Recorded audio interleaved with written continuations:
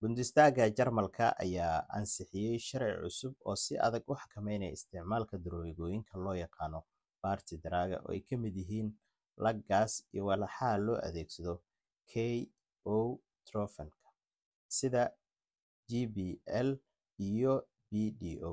Dowladda ayaa sheegtay in tallaabadani ay qayb ka tahay dadaalka lagu ilaalinayo bulshada, gaar ahaan dhalinyarada iyo dadka jilicsan.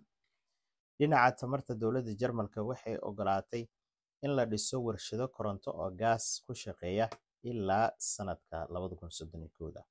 Qorshahan ayaa lagu sheegay in muhiim ay u tahay kalsooni soo celinta tamarta dalka, inkastoo ay weli jiraan su'aalo ku saabsan saameynta deegaanka iyo qarashaadka bulshada kaga imaanaya.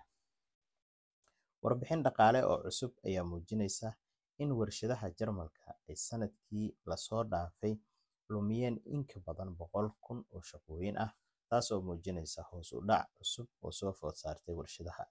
Khubaradu waxay ku baaqayaan istaraatiijiyad cusub oo lagu xoojinayo tartanka iyo maalgelinta gudaha.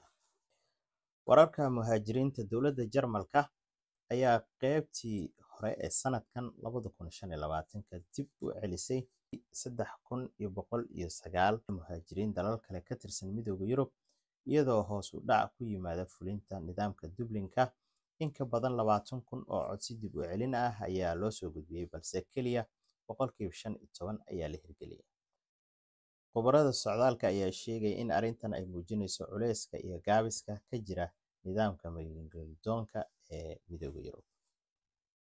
Muhaajiriinta ku jira sugitaanka go'aanka ayaa weli wajahaya hubanti la'aan badan, taas oo dhalinaysa dood cusub oo ku saabsan sida Jarmalku u maareynayo dadka magangalyoonka ah iyo ballanqaadyada ku saabsan bini'aadanimada.